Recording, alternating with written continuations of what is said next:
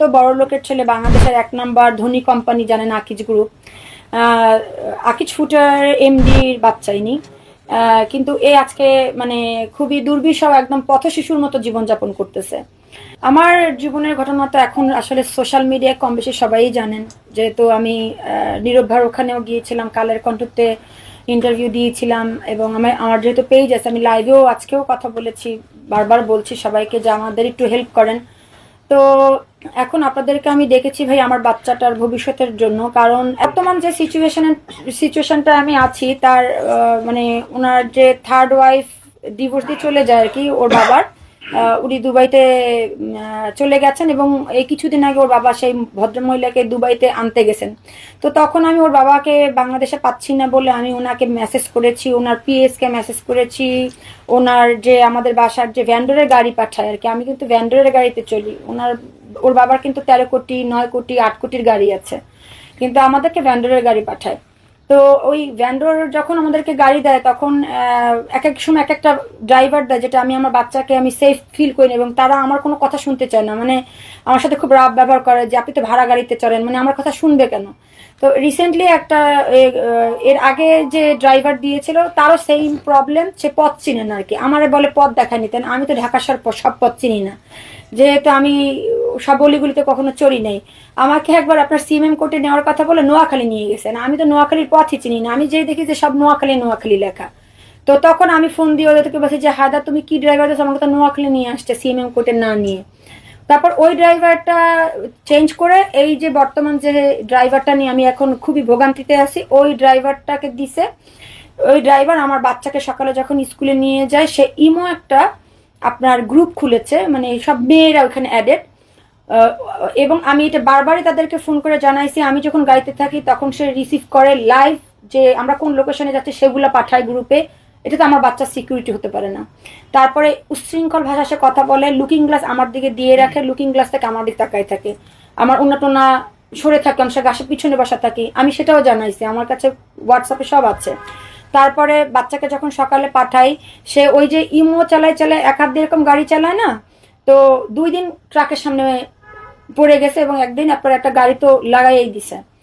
এটা বলার পর ওটা আমি তাদেরকে জানাইছি, কিন্তু হায়দার ওটা বুরুক্ষুপ করে না, সেটা সে আরো উল্টা আমার উপর রাগ হয় যে আপনি ড্রাইভার চালাইতে পারেন না, আপনি ড্রাইভারের সাথে খারাপ ব্যবহার করেন, এর জন্য ড্রাইভার থাকে না। এখন এইটা আপনার সন্তান হলেও তো আপনি তো ড্রাইভার রাগ হবেন যে তুমি কেন এরকম করে গাড়ি চালাইছো, আমার বাচ্চা সকাল তোমার সাথে যায়। রিসেন্টলি যে ঘটনাটা উনি ঘটাইছে, মানে আমি আনএক্সপেক্টেড, আমি মুখে উচ্চারণ আমি করতে আমার লজ্জা লাগতেছে, মানে সে খুবই বাজেভাবে আমার বাচ্চার সামনে বসে ওই মেয়ের সাথে কথা বলেছে। সেটা আমি হায়দারকেও জানাইছি, তন্ময়কে জানাইছি, ওর বাবাকে মেসেজ করে জানাইছি যে এই ড্রাইভার থাকলে আমার ছেলে নষ্ট হয়ে যাবে, কারণ ওই ল্যাঙ্গুয়েজগুলো তো আমার ছেলে শিখতেছে। তো এখন ওরা ওর বাবার মানে অবর্তমানে এগুলো করতেছে নাকি ওর বাবা জানে, কারণ একটা বাবা, আপনিও বাবা, আরো যারা এই টিভি এই নিউজ দেখবেন তারাও কারো না কারো সন্তান। কখনোই আপনারা যখন শুনবেন যে একটা বাচ্চার সামনে অতিরিক্ত মাত্রায় খারাপ ভাষা কথা বলছে, কখনই সেই ড্রাইভারকে আমার মনে হয় না কোনো বাবা একদিনের জন্য হলো পাঠাবে। আমি সেই ড্রাইভারকে রাখি নাই কেন, এটার জন্য হায়দার আমাকে মানে মানে পারলে চিবিয়ে খেয়ে ফেলে, এবং এরপর থেকে আমার বাসায় গাড়ি দেওয়া বন্ধ করে দিয়েছে। ওর স্কুল আজকে 5 দিন ধরে বন্ধ, এবং আমাকে মানসিক টর্চার করতেছে, তারপরে আমার বাচ্চার স্কুল বন্ধ করতেছে। ওই ড্রাইভারকে কালকে আমার বাসা পাঠাইছে, আমাকে দারোয়ান ফোন দিছে মিলন নামে, আমি বলছি না ঢুকতে দিবেন না। হ্যাঁ, তাহলে আমার কথা হচ্ছে, তাহলে কি ওনারা জেনে শুনে এই জিনিসটা করতেছে যে মোহাম্মদ খারাপ হোক, ওটা আইএসডির মতো স্কুলে পড়ে, তাহলে কি জেনে শুনেই চাইতেছে যে ওই ল্যাঙ্গুয়েজ গুলো শিখে খারাপ হোক, জানি মাকে ব্লেম করতে পারে, কারণ সবকিছু তো আমাকে ঘিরেই হয় ভাইয়া। মানে ভালো হলে হবে বাবার নাম, আর খারাপ হলে হবে মায়ের নাম, কিন্তু আমি তো আমার ছেলেকে ভালো করার জন্য বাবার হেল্প চাই। তার বাবা আজকে 2 বছর ধরে বাচ্চার খোঁজ নেয় না, 2 বছর ধরে একটা ফোন দেয় না। আপনারা দেখেছেন আমার বাসায় কিন্তু পুরুষ নেই কোনো, আমি, আমার ছেলে, আমার বুড়া মা, আমার কাজের মানুষ, একে একটু জুম্মা পড়াইতে লোক পাই না। তার বাবার 10-15টা বডিগার্ড, একজনকে তো একটু জুম্মা পড়ানো দিন পাঠাইতে পারে যে নিয়ে আসো আমার সাথে জুম্মা পড়বো। ওর বাবা তো দিল্লি থাকে না, থাকে ধানমন্ডি। আমি তো ওকে নামাজ রোজাও শিখাইতে পারি না।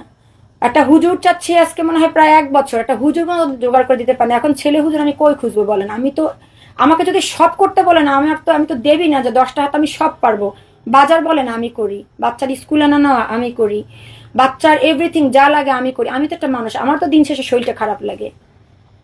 সবকিছু আমার উপরে ছেড়ে দেয়, খালি বলবে যে আমি নাকি লোভী, টাকা খাওয়ার জন্য ছেলে পয়দা করছি। কিছু মহিলাদেরকে পাঠায় গালাগালি করার জন্য, এরা বলে আপনি নিজে টাকা খরচ করতে পারেন না, বাপেরটা চান কেন? আমি তো খরচ করতে চাইনি, তারা তো মামলা উঠানোর জন্য আমাকে বরিশাল থেকে নিয়ে আসছে যে মামলাগুলো উঠাও, আমি বাচ্চার প্রপার ওয়েতে খরচ করব।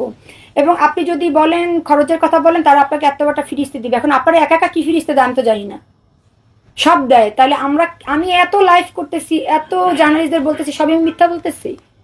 তাহলে আপনারা সামনাসামনি বসেন, সেটাও তারা বসে না। কি দেখায় জার্নালিস্টদের তাও আমি জানি না। কিন্তু আমি তো আর পারতেছি না। আমি 45 লাখ টাকা খরচ করছি মামলার পিছনে। আমি আমার গয়না বিক্রি করে, বাড়ি বিক্রি করে মামলা চালাইছি। আমি তার কাছে 1 টাকাও দাবি করি নাই যে আমার এই মামলাগুলো আমি উঠাচ্ছি, আমাকে 1 টাকা দেন। আমি বলছি বাচ্চার ভবিষ্যৎ করে দেয়, আমার আর কিছু দরকার নাই।